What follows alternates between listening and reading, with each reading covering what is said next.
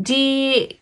Kulikowski has another question, and it is, how would you compare this nettle infusion to a nettle tincture?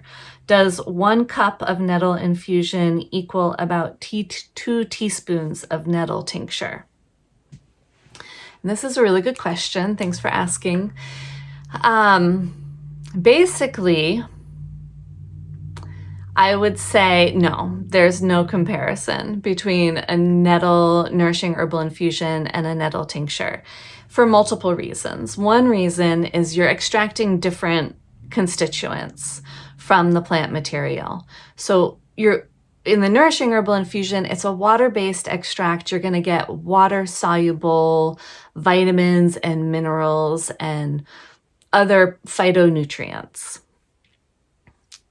In the tincture, that is mostly an alcohol-based extract.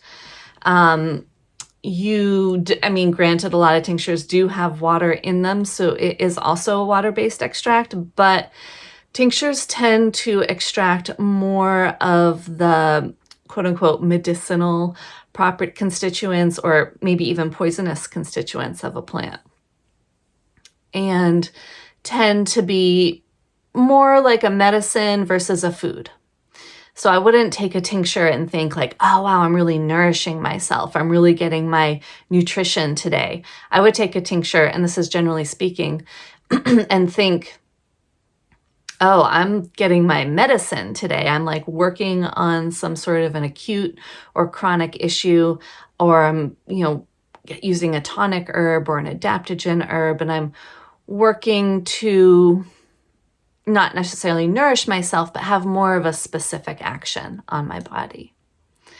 So that's one main reason why you can't compare the nettle tincture and the nettle infusion. The other reason is because the nettle infusion uses a lot of plant material. And then you're putting an ounce of the nettle, dried nettle, into a quart jar and then filling that with boiling water. And when you do that, the jar is maybe 1/3 full of dried nettle leaf to start, maybe even more than 1/3 full. So if you're making a tincture with nettle and it's a dried leaf extract, then you would probably be using about that same amount of dried leaf nettle, maybe a little bit more, but a slightly different amount. If you are using fresh nettle to make a tincture, which I think if you are going to make a tincture with nettle, I would make it with fresh plant material so that you can actually get some of the more medicinal constituents that are actually in the hairs of the nettle. Then you wouldn't be able to fit the same amount of plant material, because it would, when you dry the plant material, it shrinks, it gets a lot smaller, but it's still the same amount of plant material. It just doesn't have the water anymore. So it maybe shrinks by 4.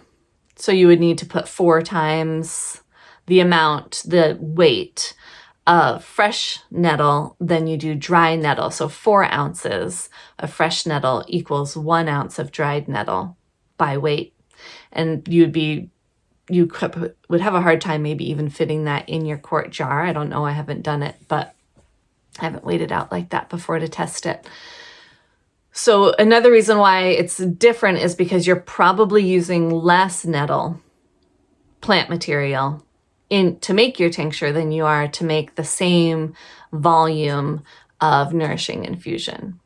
And then a third reason why they're not the same, nettle infusion and the nettle tincture, is because you're not going to take, let's say you can put the same amount of plant material in your infusion that you can in your tincture. So they're equal in that sense.